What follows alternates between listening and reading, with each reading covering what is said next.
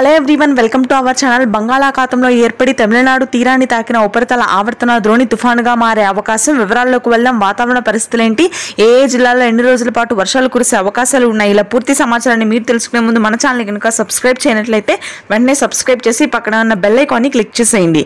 ఇక లేట్ చేయకుండా వివరాల్లో కనుక వెళ్ళినట్లయితే రెండు తెలుగు రాష్ట్రాల్లోనూ ఉపరితల ఆవర్తనం తుఫానుగా మారితే భారీ వర్షాలు నమోదవుతాయని హైదరాబాద్, అమరావతి వాతావరణ కేంద్రం వెల్లడించింది. దక్షిణ అరేబియాలో ఏర్పడినటువంటి ఉపరితల ఆవర్తన ద్రోణి కూడా బలపడుతుంది. దీని ప్రభావంతో రాయలసీమ, అదేవిధంగా దక్షిణ కోస్తా జిల్లాల్లో కుండపోత వర్షాలు నమోదు కానున్నాయి.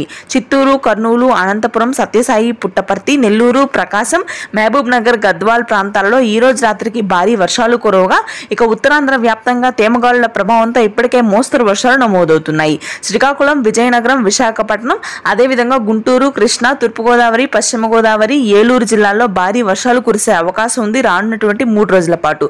3 రోజుల తరువాత తుఫాను ప్రభావం అత్యధికంగా రాయలసీమ జిల్లాల్లో ఉండనుంది.